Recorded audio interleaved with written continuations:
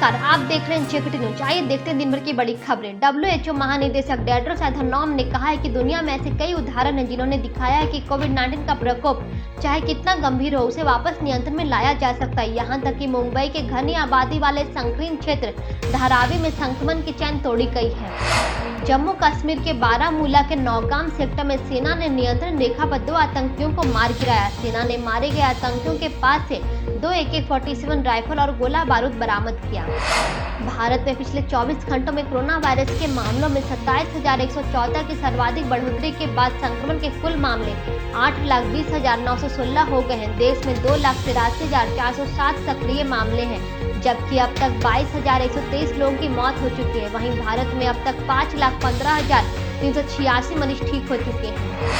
Maharashtra ATS ने कानपुर मुठभेड़ के एक वांछित अपराधी और हिस्ट्री सीटर विकास दुबे के साथ ही गुड्डन रामविलास त्रिवेदी और उसके ड्राइवर को थाने से गिरफ्तार कर लिया। हरियाणा विश्वविद्यालय शिक्षा बोर्ड ने 10वीं कक्षा के परीक्षा के परिणाम जारी कर दिए, जिसमें से हिसार के रिशिता ने 100% अंकों के साथ टॉप किया। परीक्षा देने वाले कुल छात्रों में से 64.59% छात्र पास हुए हैं। RBI गवर्नर शक्तिकांत दास ने 7वें SBI banking and economics conclave में कहा कि कोविड-19 पिछले 100 साल में आई सबसे गंभीर स्वास्थ्य और आर्थिक आपदा है। रीवा में देश को समर्पित हुई एशिया की सबसे बड़ी 750 मेगावाट की सोलर पावर परियोजना 1500 हेक्टेयर में है। यह परियोजना सालाना लगभग 15 लाख टन कार्बन डाइऑक्साइड के बराबर कार्बन उत्सर्जन को कम करेगी। इससे दिल्ली मेट्रो को 24%, जबकि मध्य प्रदेश की राज्य बिजली वितरण कंपनियों को 76% बिजली दी जाएगी।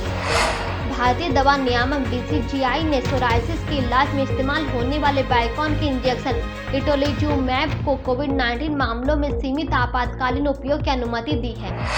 CBSE कक्षा 10वीं 12वीं की परीक्षाओं के परिणाम घोषित कर सकता है। रिजल्ट जारी होने के बाद CBSE के छात्र अपनी डिजिटल मार्कशीट ऑनलाइन डाउनलोड कर सकेंगे। CBSE ने डिजी लॉकर और उमंग ऐप जैसे विभिन्न माध्यमों पर छात्रों के डिजिटल मार्कशीट उपलब्ध कराने का कदम उठाया है।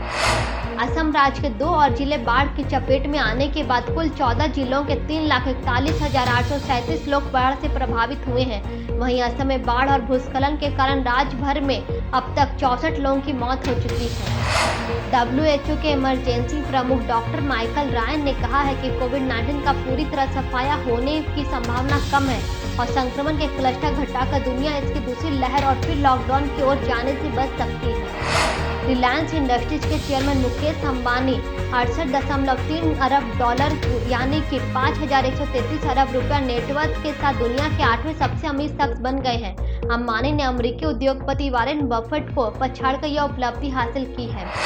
बिहार के पूर्णिया में एक चौक का नाम बदलकर दिवंगत अभिनेता सुशांत सिंह राजपूत के नाम पर रखा गया है। मधुबनी से माता चौक जाने वाली नवनिर्मित सड़क को भी सुशांत सिंह राजपूत रोड के नाम से जाना जाएगा। 2018 में भारत के बाघों की गिनती के लिए हुए सबसे बड़े कैमरा ट्रैप वन्यजीव सर्वेक्षण ने Guinness book of world record बनाया है। 141 जगहों के लिए 26,838 स्थानों पर कैमरा ट्रैप लगाए गए थे।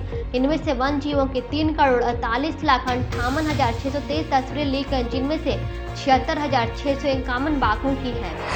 प्रियंका चोपड़ा और दीपिका पादुकोण के बाद एक्ट्रेस श्रद्धा कपूर इंस्टाग्राम पर 5 करोड़ फॉलोअर्स हासिल करने वाले तीसरी भारतीय एक्टर बन गई है।